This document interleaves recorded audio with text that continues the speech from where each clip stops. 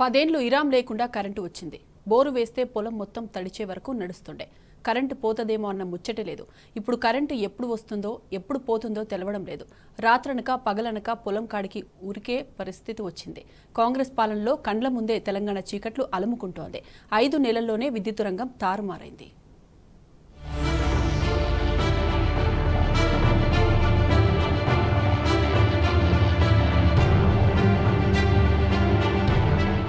అంధకారాన్ని చీల్చిన కాంతిరేఖలు కనుమరుగైనాయి. వెలుగు జిలుగుల రాష్ట్రాన్ని మళ్లీ కరెంటు చీకట్లు కమ్ముకున్నాయి.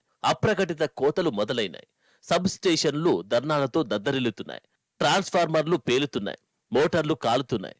పంటలు ఎండుతున్నాయి. జనం మళ్లీ ఇన్వర్టర్లు కొంటున్నారు.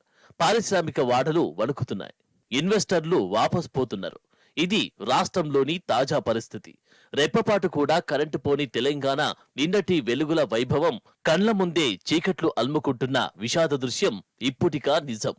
కేసీఆర్ సర్కార్ హాయంలో ఇన్వర్టర్లు పాయే, ఇన్వెస్టర్లు వచ్చే అన్నట్లు పరిస్థితులు ఉండేవి. రాష్ట్రంలో రెప్పపాటు కూడా కరెంటు పోయేది కాదు. ఇన్వర్టర్ల సంస్కృతి మార్చి ఇన్వెస్టర్లకు రెడ్ కార్పెట్ పరిచింది.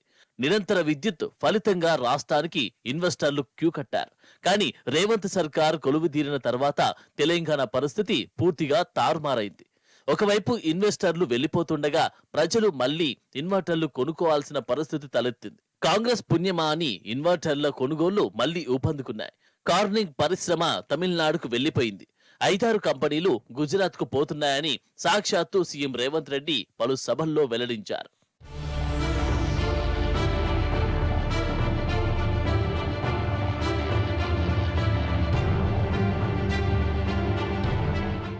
లో వోల్టేజ్ గురించి ప్రత్యేకంగా చెప్పుకోవాల్సిందే. మోటార్లు మొదలుకొని గృహోపకరణాల వరకు అన్ని కాలిపోతున్నాయి.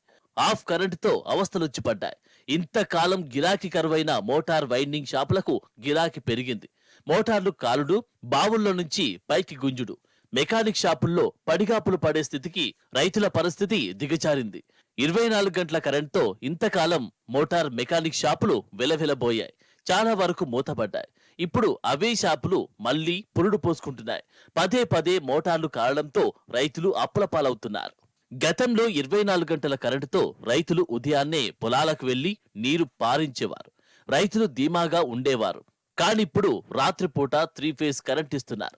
రాత్రి 11 గంటల నుంచి ఇచ్చే 3 ఫేజ్ కరెంటు కోసం రైతులు రాత్రిపూట పొలాల వద్ద పడుకుంటున్నారు. టార్చ్ లైట్లు పట్టుకొని పొలాల వద్ద పడిగాపులు పడుతున్నారు. రైతుల జీవితం రాత్రిపూట బావుల వద్దే అన్నట్టుగా తయారైంది. పాము కాట్లు, విద్యుత్ షాక్లు, మరణాలు సంభవించే కాలం మళ్లీ వచ్చేసింది. కరెంటు కోతల ఫలితంగా యాసంగిలో పంటలు ఎండిపోయాయి. పంట ఉత్పత్తి తగ్గిపోతున్నది. రాష్ట్రంలో మళ్లీ దుర్భిక్షపు ఛాయలు, ఆహార కొరత దుస్థితి దగ్గరలోనే ఉన్నాయి. నీరందక పంటలు ఎండిపోవడంతో పొలాల్లో పశువులను మేపుడు, కాలబెట్టుకొనుడు సంస్కృతి మళ్లీ పునరావృతమైంది.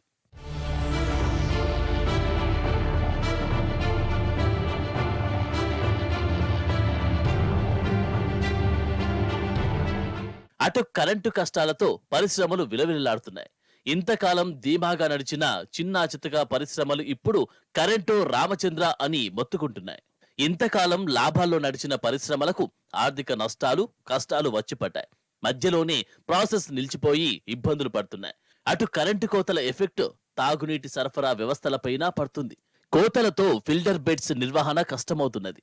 దీంతో సగం ఫిల్టర్ అయిన నీళ్లనే ప్రజలకు అందిస్తున్నారు.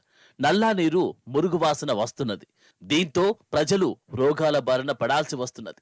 తప్పనిసరి పరిస్థితుల్లో మినరల్ వాటర్ క్యాన్లు కొంటున్నారు. 10 ఏళ్ల కేసీఆర్ ప్రభుత్వంలో ఇలాంటి కష్టాలు ఎప్పుడు లేవని కేసీఆర్ పాలనను గుర్తుకు చేసుకుంటున్నారు. కాంగ్రెస్ ప్రభుత్వం స్పందించి గతంలో లాగా నిరంతరం కరెంటు అందించి రైతాంగాన్ని కాపాడాలని విజ్ఞప్తి చేస్తున్నారు.